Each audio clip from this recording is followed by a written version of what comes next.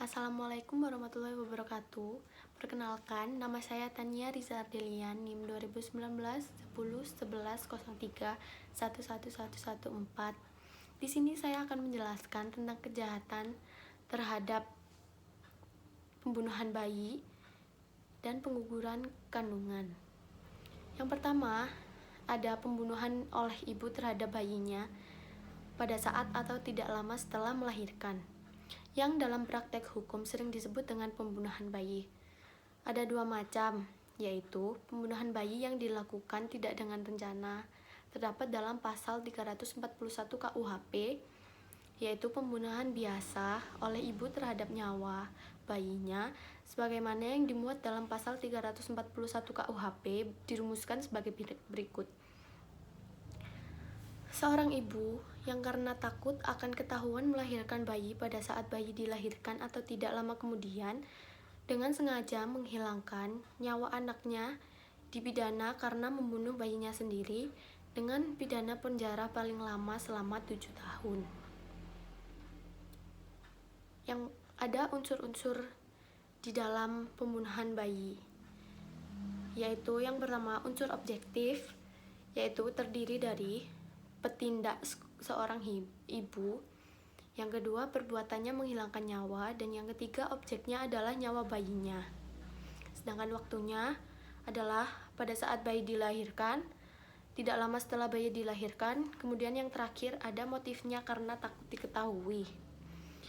Unsur keduanya yaitu unsur subjektif adalah unsur yang sengaja diperbuat, yaitu unsur kesengajaan dalam pembunuhan bayi harus ditujukan pada seluruh unsur yang ada di belakangnya, bahwa dengan demikian maka kehendak dan apa yang diketahui si ibu harus ditunjukkan, yakni untuk mewujudkan perbuatan menghilangkan nyawa dan nyawa bayinya sendiri. Waktunya adalah ketika bayi sedang dilahirkan dan tidak lama setelah bayi dilahirkan. Dalam arti kesengajaan yang demikian itu, bahwa si ibu menghendaki mewujudkan perbuatan menghilangkan nyawa dan mengetahui perbuatan itu dapat menyebabkan kematian. Dan si ibu mengetahui bahwa perbuatan itu dilakukan terhadap nyawa bayinya sendiri dan dilakukan pada saat dilahirkan atau tidak lama setelah dilahirkan.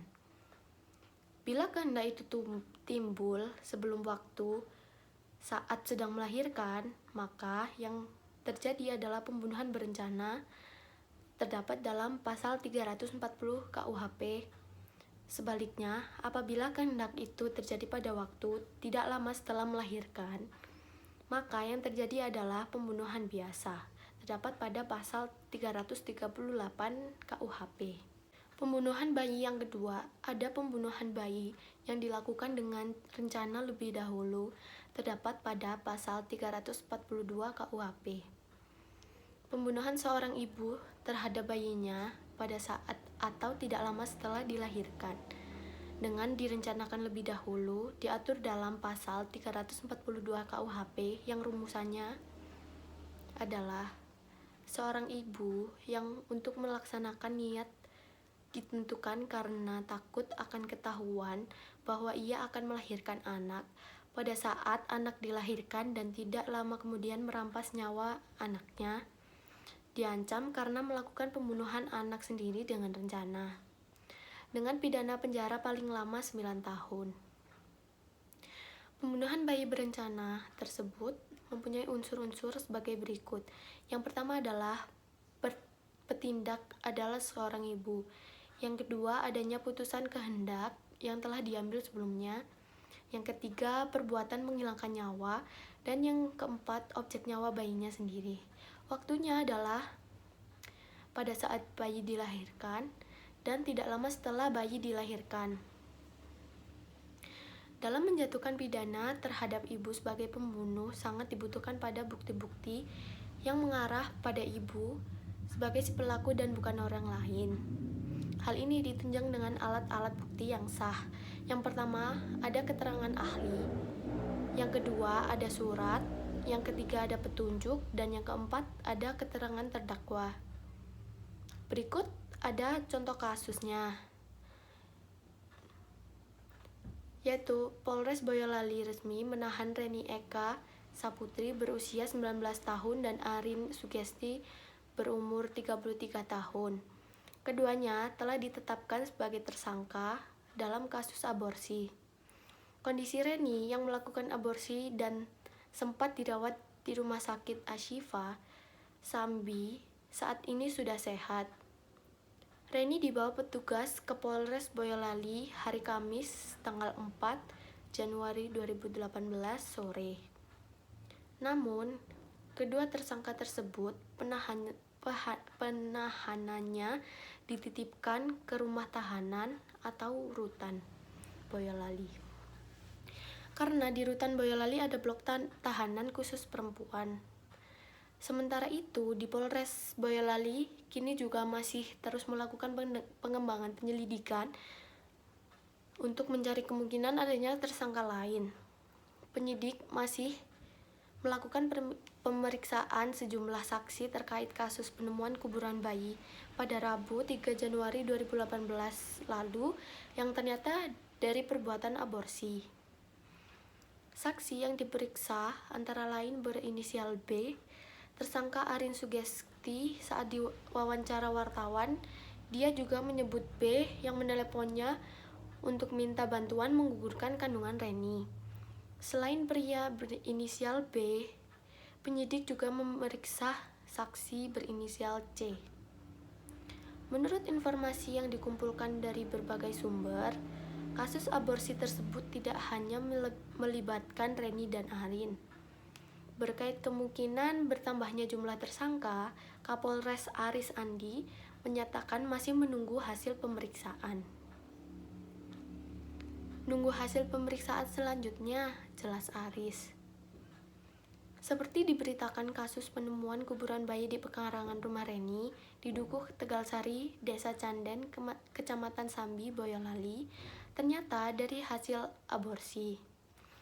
Pelaku aborsi yakni Reni dan Arin, warga Desa Catur, Kecamatan Sambi yang merupakan seorang bidan di sebuah rumah sakit swasta di Solo.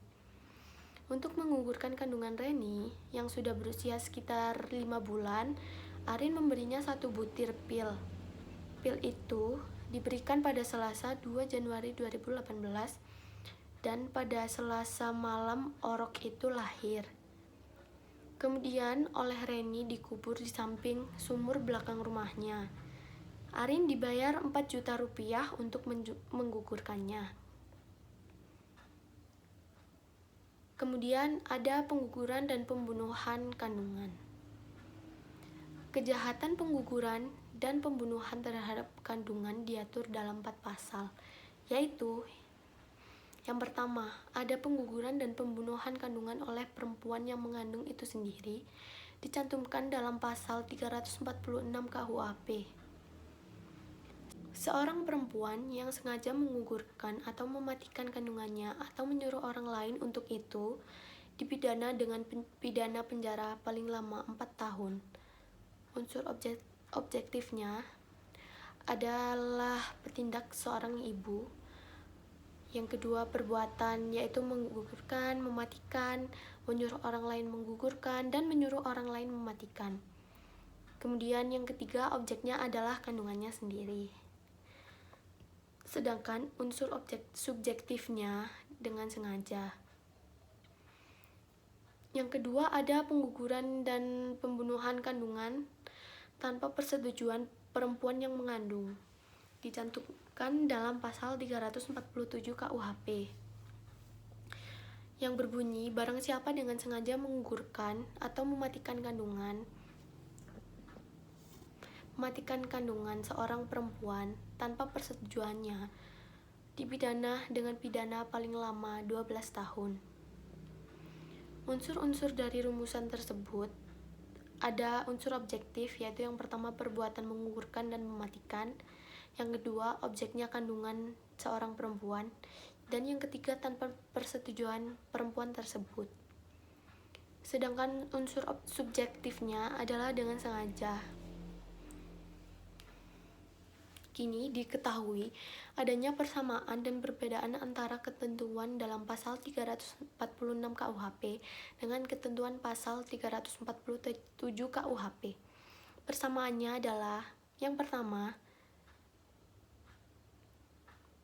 pada kedua perbuatan yakni menggugurkan dan mematikan. Yang kedua, objeknya yakni kandungan seorang perempuan. Kemudian perbedaannya ialah dalam pasal 346 KUHP terdapat perbuatan menyuruh orang lain, menggugurkan dan menyuruh orang lain, mematikan, yang tidak ada dalam pasal 347 KUHP. Pada pasal 347 KUHP ada unsur tanpa persetujuannya. Maksudnya adalah persetujuan perempuan yang mengandung. Petindak dalam pasal 346 adalah perempuan yang mengandung. Sedangkan petindak menurut pasal 347 KUHP adalah orang lain, bukan wanita yang mengandung. Kemudian pengguguran dan pembunuhan kandungan atas persetujuan perempuan yang mengandung terdapat pada pasal 348 yang berbunyi, barang siapa dengan sengaja menggugurkan atau mematikan kandungan seorang perempuan dengan persetujuannya dipidana dengan pidana penjara selama-lamanya 5 tahun 6 bulan. Unsur-unsurnya adalah unsur objektifnya, yang pertama perbuatan, yaitu menggugurkan dan mematikan. Objeknya adalah kandungan seorang perempuan. Dan yang ketiga dengan persetujuannya. Unsur subjektifnya adalah dengan sengaja. Perbedaan pokok kejahatan pasal 348 dengan pasal 347 adalah bahwa perbuatan menggugurkan atau mematikan kandungan dalam pasal 348 dilakukan dengan persetujuan perempuan yang mengandung. Kemudian ada pengguguran dan pembunuhan kandungan oleh dokter, bidan, atau juru obat. Dokter, bidan, atau juru obat adalah kualitas pribadi yang melekat pada subjek hukum atau petindak dari kejahatan sebagaimana yang tercantum dalam pasal 349 KUHP yang rumusannya adalah sebagai berikut. Jika seorang dokter, bidan, atau juru obat membantu melakukan kejahatan berdasarkan pasal 346 ataupun melakukan atau membantu melakukan salah satu kejahatan yang diterangkan dalam pasal 347 dan 348, maka pidana yang ditentukan dalam pasal itu dapat ditambah sepertiga dan dapat dicabut hak untuk menjalankan pencarian dalam mana kejahatan itu dilakukan. Perbuatan dokter, bidan, dan juru obat tersebut dapat berupa perbuatan melakukan dan membantu melakukan. Terima kasih. Assalamualaikum warahmatullahi wabarakatuh. Pertama-tama kenalkan, nama saya Muhammad Syarul Hermansyah, bisa dipanggil Ibes. Oke, di sini saya akan menjelaskan tentang penganiayaan. Di sini saya akan menjelaskan tentang salah satu kejahatan, yaitu penganiayaan. Satu, penganiayaan biasa atau bisa disebutkan di dalam pasal 351 KUHP. Pemberian klasifikasi sebagai penganiayaan biasa yang dapat disebut juga dengan penganiayaan bentuk pokok terhadap ketentuan pasal 351 KUHP sungguh tepat, setidaknya untuk membedakan dengan bentuk penganiayaan lainnya. Pasal 351 memutuskan sebagai berikut. 1. Penganiayaan dipidana dengan pidana penjara selama-lamanya 2 tahun dan 8 bulan atau dengan pidana denda setinggi-tingginya Rp3. Itu dulu, kalau sekarang itu 4.500. Yang kedua, jika perbuatan tersebut menyebabkan luka berat pada tubuh, maka orang yang bersalah dipidana dengan pidana penjara selama-lama 5 tahun. Untuk yang ketiga, jika perbuatan tersebut menyebabkan kematian, maka orang yang bersalah dipidana dengan penjara selama-lamanya itu 7 tahun. Untuk yang keempat, disamakan dengan penganiayaan, yakni kesengajaan merugikan kesehatan. 5. Percobaan melakukan kejahatan ini tidak dapat dipidana. Oleh karena itu, kejahatan penganiayaan yang dirumus pada ayat 1 hanya memuat kualifikasi kejahatan dan ancaman pidananya saja. Maka dari rumusan itu saja tidak dapat dirinci unsur-unsurnya. yang oleh karena itu juga sekaligus tidak diketahui dengan jelas tentang pengertiannya. Dalam doktrin atau ilmu hukum pidana, berdasarkan sejarah pembentukan dari pasal 351 KUHP di atas, penganiayaan diartikan sebagai perbuatan yang dilakukan dengan segala sengaja untuk menimbulkan rasa sakit atau luka pada tubuh orang lain. Menurut doktrin, penganiayaan mempunyai unsur-unsur sebagai berikut: adanya rasa sakit, adanya perbuatan, adanya akibat perbuatan, atau yakni rasa sakit pada tubuh dan luka pada tubuh. Unsur-unsur yang pertama adalah berupa unsur subjektif atau kesalahan. Unsur kedua dan ketiga berupa unsur objektif. Berdasarkan doktrin dan pendapat dari Arset HR, maka dapat diartikan kesimpulan perihal arti penganiayaan ialah suatu perbuatan yang dilakukan dengan sengaja yang ditujukan untuk menimbulkan rasa sakit atau luka pada tubuh orang lain, yang akibat mana semata-mata merupakan tujuan si petindak tersebut. Pengertian seperti yang baru disebutkan di atas itulah yang banyak dianut dalam praktek hukum selama ini. Dari pengertian itu, maka penganiayaan mempunyai unsur-unsur sebagai berikut: adanya kesengajaan, adanya perbuatan, adanya akibat perbuatan yakni rasa sakit, tidak enak pada tubuh, lukanya tubuh. 4. Akibat mana menjadi tujuan satu-satunya. Untuk yang terakhir, penganiayaan dan di dalam pasal 352 KUHP. Untuk dari unsur objektif terdiri dari: 1. Menimbulkan rasa sakit pada orang lain. Yang kedua, menimbulkan luka pada tubuh orang lain atau merugikan kesehatan orang lain. Itu untuk unsur objektif. Dan untuk unsur subjektifnya, penganiayaan adalah kesengajaan menimbulkan rasa sakit atau menimbulkan luka pada tubuh orang lain. Dengan demikian itu yang menyebutkan seseorang itu telah melakukan penganiayaan terhadap orang lain. Maka orang tersebut harus mempunyai offset atau suatu kesengajaan.